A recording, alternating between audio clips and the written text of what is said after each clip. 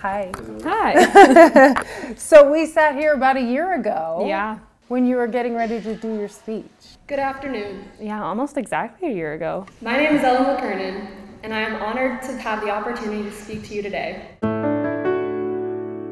1 year ago, Ella mystified doctors by summoning the strength to deliver Gonzaga Prep's most powerful commencement speech.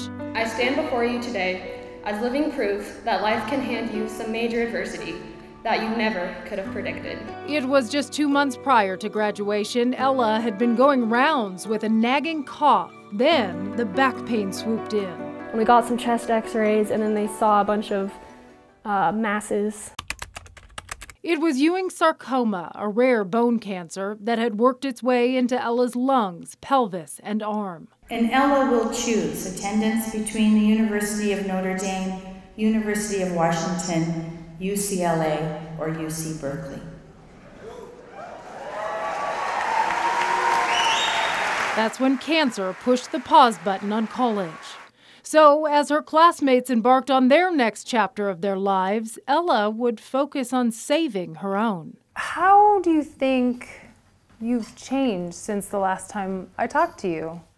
I think I've definitely gotten a lot more perspective on just life. Ella spent much of the last year in the hospital through 14 rounds of chemo and 2 rounds of I radiation. don't know, you kind of have to just accept being scared, because I mean, it's such a scary process. It's that kind of emotional muscle Ella used to kind of whack through the twisted underbrush of some ugly days. Everyone has days where everything just feels awful and they just want it to be over, but then there's also always going to be days where something good is happening. Sit, spin, good boy. Ready, up. When she steps back, she realizes she's likely learned more over the past year than she would have in a college classroom. I've been able to come in contact with so many more people that are struggling like me and just different types of people in their lives previously. She says her own previous life was one with few struggles and adversity. Oh, goodness.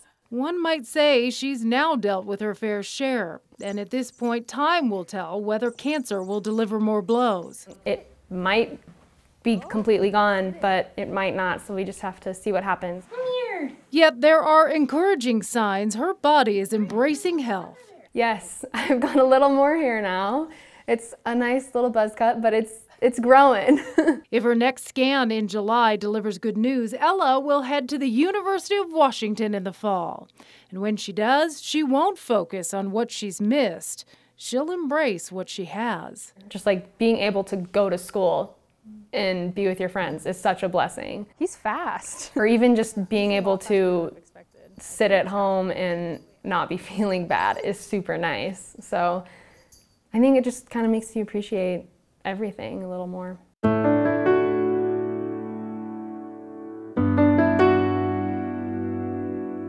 One year later, Ella still reminding us the power of positivity and that good always lies ahead.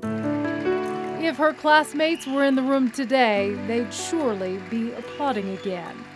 And if I might suggest, let's add our applause, prayers, and good thoughts too.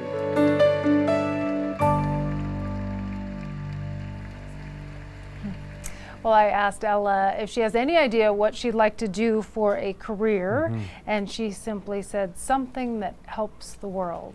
Struck by a couple of things in that piece. Number one, just her attitude, her good attitude given her situation. And number two, her maturity. She's, what, 19 years old? Yeah. And she's so well-spoken and composed about the subject matter. Yeah, it's funny. She seems very worldly. She does. And I say wise beyond her years because I'm like, am I talking to someone who's younger than me or not, you know? Yeah. And that's why I think her story is so great because she doesn't candy coat it. She's not like, this has all been great. She really is real about it, but she's also like, this is what I'm doing now, and I'm optimistic for the future, and I'm gonna have a great future. And I just think that that's such a good message for anyone who's stuck in kind of sorrow or a dark time. Power of positivity, for sure. Well,